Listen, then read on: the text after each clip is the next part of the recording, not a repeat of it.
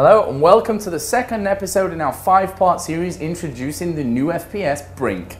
Last time around we showed you the game as a whole and showed you some of the innovative features that it brings to the FPS gaming market. This time around we'll be taking a look at the character classes and character customization. And one nugget of information for you, there are 102 quadrillion possible character customization options. Have fun with those. I am ready. Then let's do this. The soldier is the main infantry class within Brink, and as such he's required to support his more specialised teammates and push the front line. Most of his abilities are focused on expanding his combat potential. So the first class that you can play in Brink is the soldier, and he's a kind of typical first-person shooter class. He is that run-and-gun killing player, but also he has some special abilities and some key points that make him very, very special in the team. As you can see right now, he's planting an explosive charge to complete an objective. Now, once that's planted, you have to wait some time and guard it so that the other team don't get in there and defuse it. And as you can see, setting up a defense around that explosive charge is key to making sure that you can hold on to it and that it explodes so that you can complete your objective. He also has some other abilities, mostly is of course the resupply function, which means you can supply yourself with ammo, but also probably more importantly your teammates with ammo when they start to run low. And right now that explosive charge not so far away from exploding, and as you can see we're just defending it there from the engineers that are coming in, and it will explode, and that is the objective completed. And that is a brief overview of how the soldier will look, but let's have a look as well at some of his abilities there. The standard soldier kit is obviously what you get at the start. Now, each of these soldier abilities, or every ability in fact, you can buy as you progress through the game. You earn credits, and depending on your rank, you can pick up these extra abilities that are going to help you get through the game. For instance, the extra magazine there, which gives you more of an ammo capacity, which means of course you have to reload less and also resupply yourself less.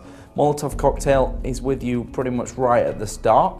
Armor piercing ammo obviously will help you to kill people easier. Scavenge is a great one because it allows you to refill yourself from enemies, and of course a frag blast last. Engineers are a support class, and as such it's their job to aid their teammates and push the front lines forward. They also have a special role to play with completing objectives. So here we see the engineer class from Brink, and as you're going to see from his HUD here, his main objective in this mission is to keep the bot alive and keep it moving throughout the map. Now, he does have to repair it because the enemy team have managed to take its health away, so he's going to jump in there, get the repair tool out, and make sure that that bot can keep moving. Now, the engineer is not just a repair machine. Of course, he can do some serious damage with his weapons, but also can buff his teammates' weapon damage as well, and his own weapon damage. So he can make each weapon on the team that little bit stronger. He can also place landmines, which can be a make or break factor, especially when defending areas where the opposition team are obviously going to try to push in there and complete their objectives. At the start, you can only place one landmine. The other one will then time out of the game. But there is a special ability here, as we can see in just a second, for the engineer to actually be able to place 2 mines at once. Now, just a quick run through on some of his different abilities that you can unlock a little bit later on in the game. There we go, there's the extra landmine, which allows you to have 2 active landmines. The Gatling turret, which is ridiculously great once you get it in there, up at rank 5. A medium turret as well. Nerves of steel, which allows you to disarm explosives in your objectives that little bit faster. Of course, the landmine, which is what you start with. The extra Kevlar to give you and your teammates a little bit extra defense when it comes to fights. A light turret comes, and of course the weapon buff can be improved as well.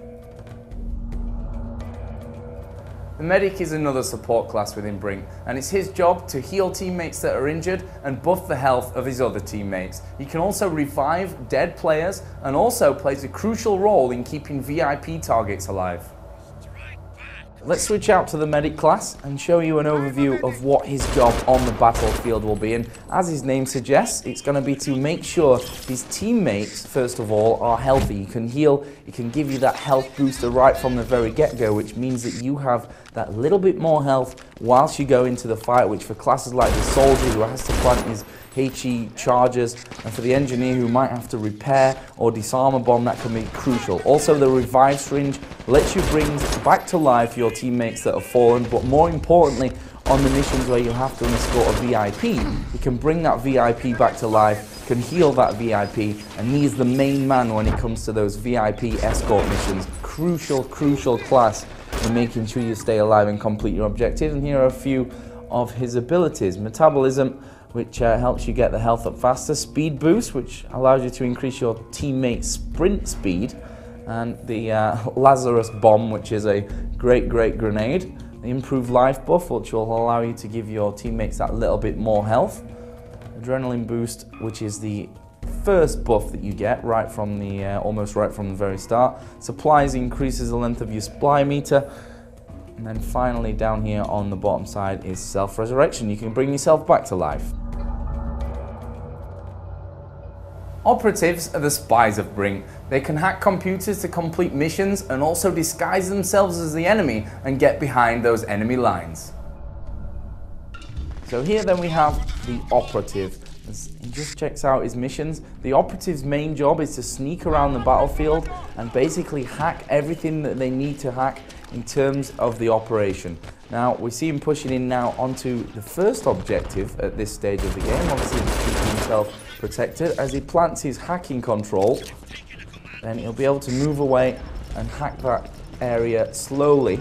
But he can move away and get into a safe position so that he doesn't get killed. Of course, teammates have to make sure that the other team doesn't come in and stop that hacking control from being put down. But that is really the main job of the operative. He also has some great abilities, which include the disguise here, where he can disguise himself as an enemy and of course earn XP for doing it.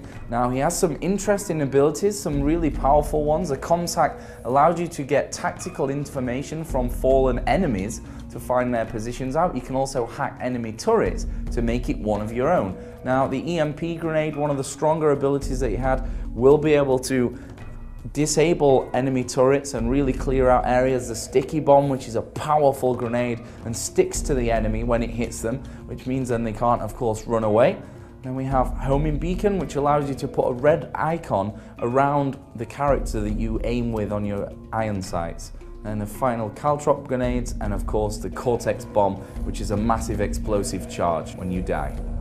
One of the absolute best things about Brink is the customization system. Splash Damage have put a ton of work into making sure that your character will be absolutely unique. The chances of you meeting someone online whose character looks exactly the same as yours are pretty much zero. The fact is, you can change your tattoos, you can change the pants, the shirt, the muscles, the look, the hair, the beard, everything is changeable in Brink. And really, Splash Damage have done a great job to make sure that you can make a character that's unique to yourself.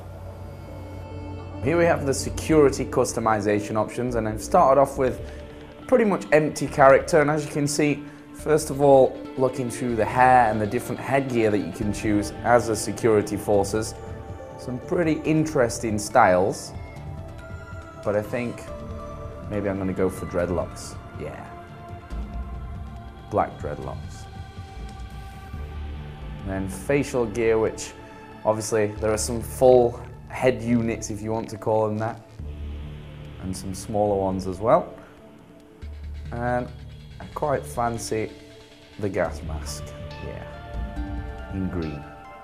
You'll probably notice that green's maybe my favorite color through this video. Some facial pain, broken nose with a bandage on top, great stuff. So that's the head done with. And let's look at the body types. And obviously there are 3 different body types as we've covered before: a heavy, a medium, and a light. I think I'll put this one on medium. General all-round good body type. And a good vest to stick on there as well.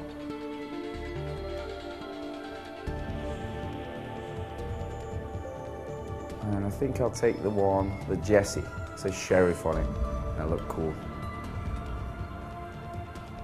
And the shirt, can't see so much of it because it's obviously underneath the vest, but take something that looks good in there. I'll leave the muscle vest. I like the tattoos. And actually, once you select tattoos a little bit earlier on in the game, no doubt, you actually have to keep the tattoos throughout the whole game, as in real life. I mean, I guess you can get them taken off, but in Brink at least they're permanent. And finally we've got trousers and the shield ones, knee pads, and blue. So that's my security customization. So here we have the resistance customizations, and I want to make him a little bit different to what you saw from my security character. The hair and headgear we saw before. This time I'm going to give him a green mohawk. And face gear. There are a few different types. But I gave the last one the face gear, so let's maybe give him something a little bit different. Paint his face. Tribal face, handprint, headshot face paint, okay. And then maybe some facial hair, beard, the goatee, the plaid. Okay, that looks cool. And the color even fits somehow. We'll make it green just to match the mohawk. So that's good enough for the head.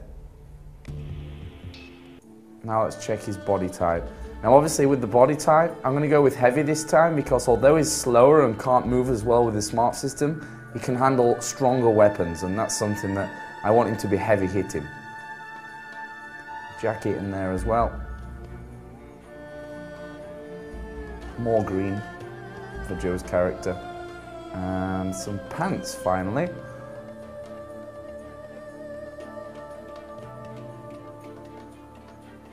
And the sweat. And green to match. So there are customization options, my two characters here in Brink.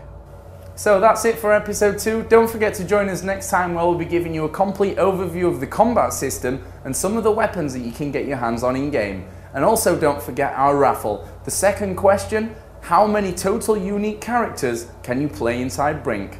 See you next time.